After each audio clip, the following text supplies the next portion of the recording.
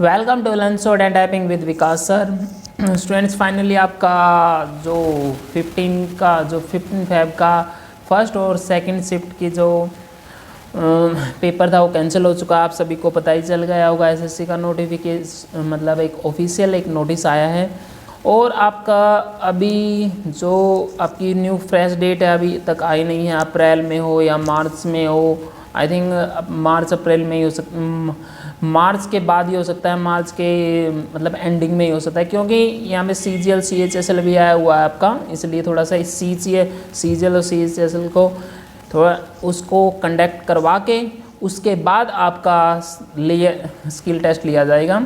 और काफ़ी बच्चों को नुकसान भी हुआ है और काफ़ी बच्चों का फ़ायदा भी है कि जिस बच्चे का टेस्ट अच्छा नहीं हुआ था उसके लिए एक और आपको चांस मिल चुका है, जो आपके डिक्टेशन को मतलब एक कदम और मिल चुका है जो आपकी सिलेक्शन को आपकी तरफ आगे बढ़ाएगा।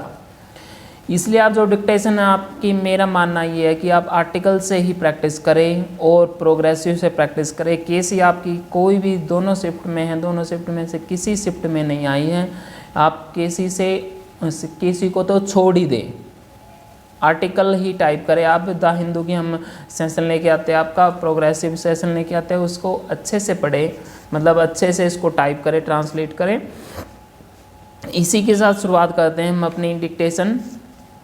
यह आपकी अनसीन डिक्टेशन होगी आपके लिए। यह आपकी 14 टेस्ट एक्सरसाइज नंबर है। 840 वर्ड्स होंगे आपकी, @100 वर्ड पर मिनट की डिक्टेशन होगी, क्योंकि अब की बार स्टूडेंट्स जिस बच्चों का फ्लक्चुएशन के साथ जिस बच्चे की 80 की स्पीड का टेस्ट था वो स्टार्टिंग में 80 चलाई थी उन्होंने, लेकिन फ्लक्चुएशन में 400 वर्ड के बाद उसने 90 फिर 95 मतलब 100 तक ही रखी थी। जो स्टूडेंट्स पूरी 100 की प्रैक्टिस करके गया है मेरी डिक्टेशन से, उसको ज़रूर फ़ायदा तो मिला ही होगा। आई थिंक ये जो डिक्टेशन आपकी बेनिफिशरी होती है सभी स्टूडेंट के लिए। और इसी के साथ डिक्टेशन स्टार्ट करते हैं हम। Be ready, start. We have to pursue a more balanced policy of regional development so that adequate employment opportunities are made available in the more populated regions of the country. It cannot be a coincidence that the regions that have experienced a lower rate of economic growth are geographically identical to those with a higher rate of population growth.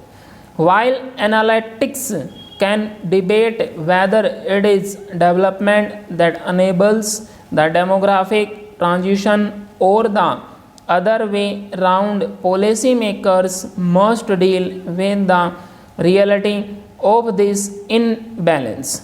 This means we have to provide new employment opportunities in less developed regions. Since private investment tends to go to better developed regions, the government has to step in to help backward regions.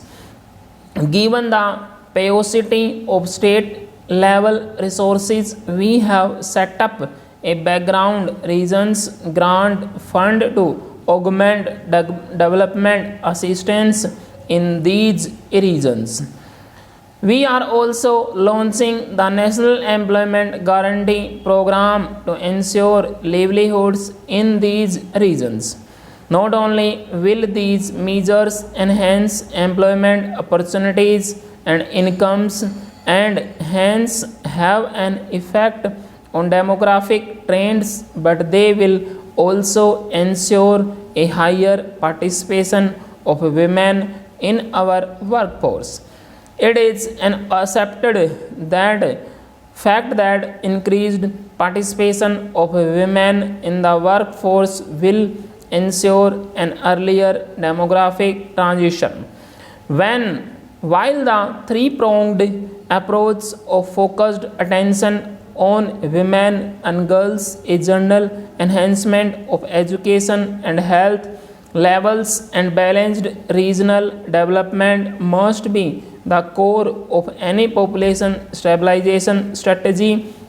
I would also like to draw attention to some aspects of our health programs. For far too long has the health sector been addressed through a series of vertical disease based programs. A focused target driven family planning program was another major program with poor results. Underlying all this was a general program to support primary health care.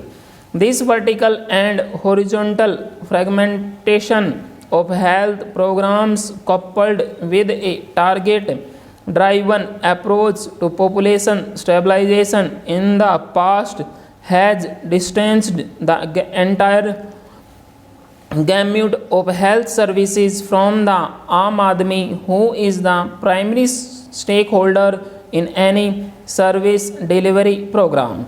At the same time, a better understanding of health behavior has led to a move away from targets to an integrated approach to family welfare.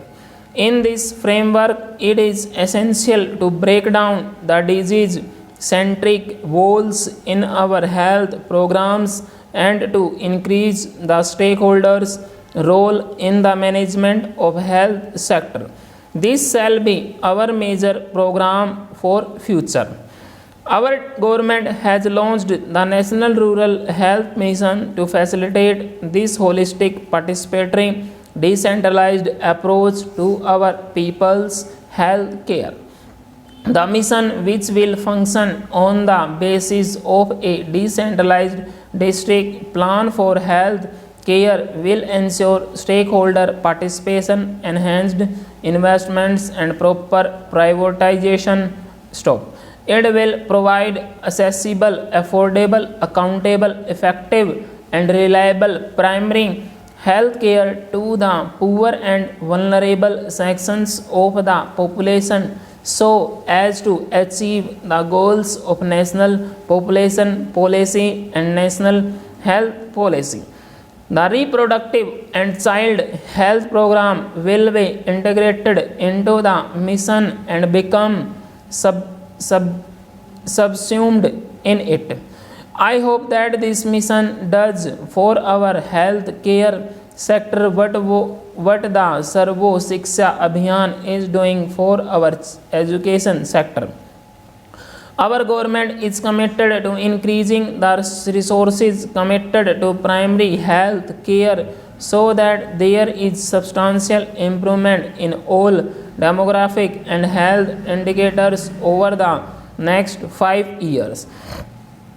Some of our states have demonstrated that this is possible, and we will certainly ensure that all other states achieve similar results. The National Population Policy affirms the commitment of the government towards voluntary and informed choice to citizens availing of reproductive health care service. The policy also reaffirms our commitment to a target-free approach in administering family planning services. I would like to make it clear that our policy does not encourage incentives and disincentives, as they have at best only a marginal impact and sometimes may even cause resentment and non-acceptance of the program. I sincerely believe that cohesion of any kind to achieve population stabilization is unacceptable in a free society. Our government's approach places fertility reduction in the broader context of evolving an effective development strategy that focuses its attention on elimination of poverty, empowerment of women, and offers choice in limiting family size. Population stabilization is only one aspect of population policy. I do urge you to pay equal attention to the challenge of building capabilities of our people. No civilized society can regard any human being as a burden, a liability. Every one of us has a right to live a decent life. The challenge of population management is to empower people so that those who are perceived as liabilities can be effectively transformed into assets. A literate, gainfully employed, and socially, culturally, and economically productive person is a national asset. In a country of over a billion people, you can imagine what we can do for our nation by helping empower our people. Investing in human capabilities converts human liabilities into human assets. Therefore, even as our population policy focuses on population stabilization, it must also focus on altering the scale profile of our population in future. Full stop.